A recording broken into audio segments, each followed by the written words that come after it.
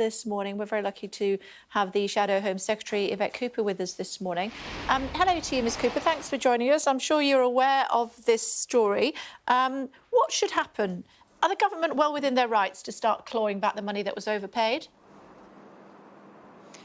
Well, the government needs to be responsive, and the whole work and pension system needs to be responsive to the pressures that people face. They need to have systems in place that they can, actually adapt and respond quickly. So, very often I think we do have cases where people can challenge the decisions that Work and Pensions Department has made and find that then takes months, that nobody gets back to them. And that is really difficult. It's really unfair in the middle of a cost of living crisis. We've obviously got concerns as well, expectations, people talking about the Bank of England raising rates today. That's also going to have an impact on people's mortgages, and people are already paying the price on their mortgages from the decisions that the Conservative government took last autumn as well. So the cost of living crisis is continuing. The government has to make sure that it's responding to that. But Ms Cooper, it's not the claimants' fault that they were overpaid by the government, and now that's being clawed back at the most challenging of times for many of them. I'm asking you this morning, should Labour ask HMRC to pause these deductions immediately and potentially to write off that debt, given that the people that have benefited from it, it wasn't their fault? We do think that the government needs to be more responsive, and that means across the board. That means recognising the pressures that families are under and making sure that they do respond quickly and look at individual cases and do make sure that they are not operating in an unfair way at a time that is making the pressure worse for people. So are you saying that people should still pay the money back? I'm not quite sure what you're saying.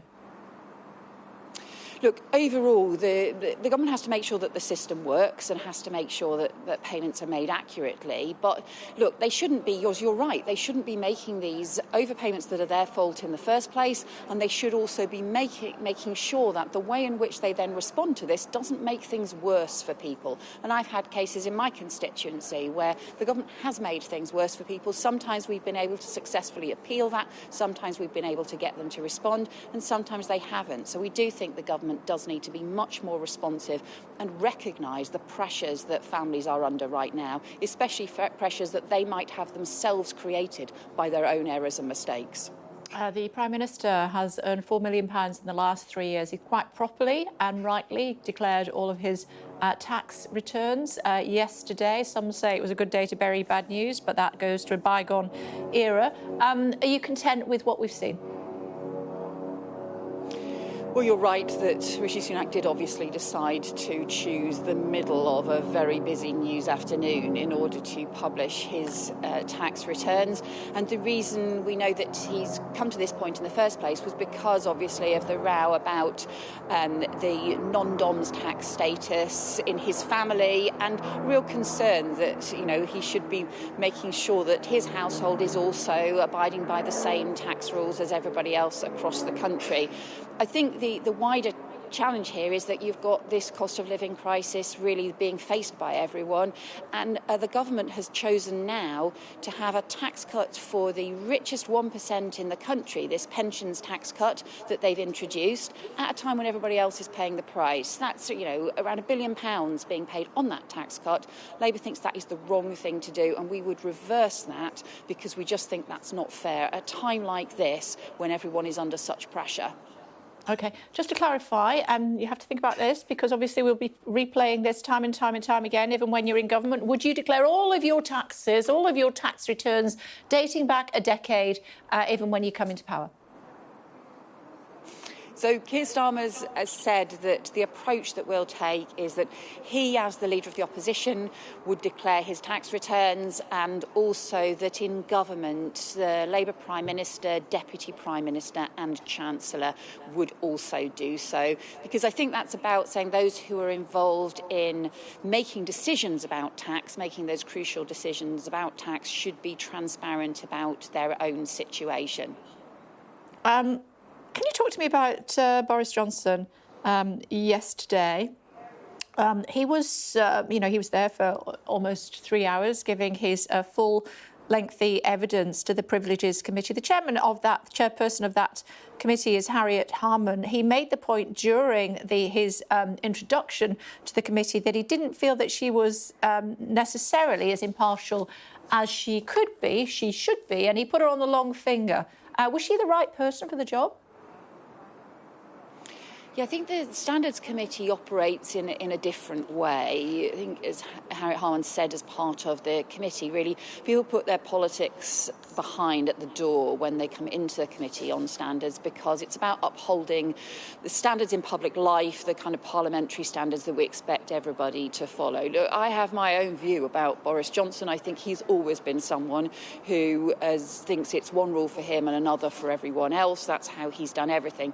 But that's not the job of the committee. They have to be rigorous and forensic about the evidence and about whether or not Boris Johnson misled Parliament. I think it's right for them to do that.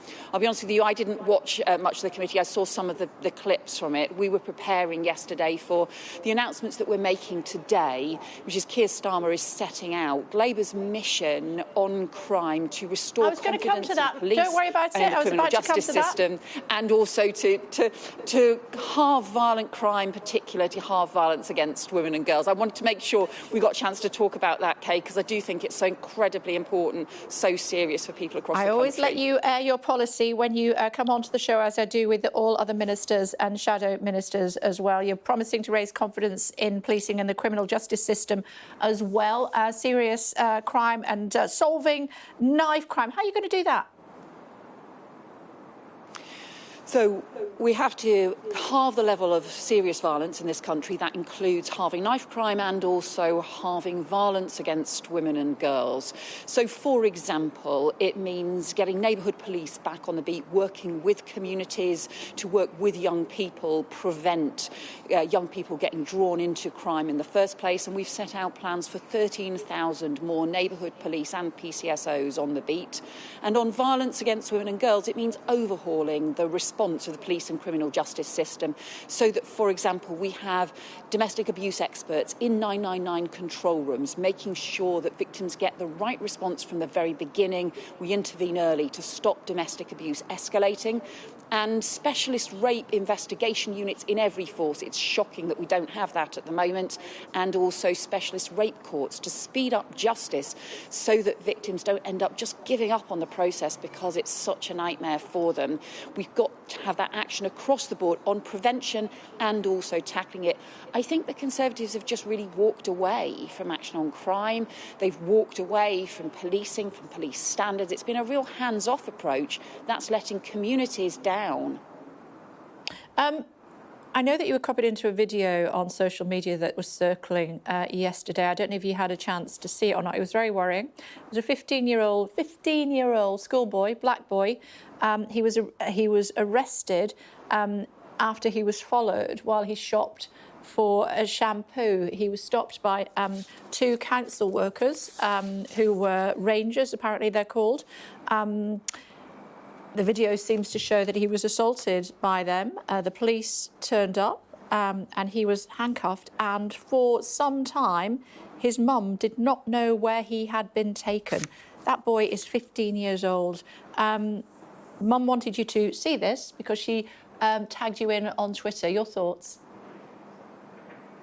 I think it is very serious. I obviously don't know the full circumstances, but I am troubled, and I think there are obviously some serious questions to be answered, and I think particularly, as you said as well, for parents not to know what is happening when a child is being arrested in that way. And so I do think that there are obviously important questions that need to be answered. Look, you have to make sure that people are treated fairly, and that children in particular are treated fairly and properly by the police, and also I think by the refers to community rangers as well. So I do hope that particularly the family involved will get answers to those questions very swiftly. Will you be asking some questions? Yes, and we do hope that those questions are answered. OK, just before I let you go, coming off these images, because I want to ask you why you're at the Potter's Ground today. I'm here in Port Vale today, and Keir is making a speech today to set out this mission on tackling Port crime. Vale's ground. Yeah. Yes. It's yes, and just Kate, don't ask me about football. You can talk to Ed about football, but don't ask me about football, because we can talk about tackling crime. We could talk about all sorts of other issues, but don't ask me about football. I was going to go on to the VAR rule and what you thought about that technology, but we'll save that until we chat to Ed. I could just make it up. I could, but I don't think it would do me any good. It's good to see you. Thanks as always. Thank you. Nice to see you. So she was, Take in care. fact, at Port Vale. Thank you. And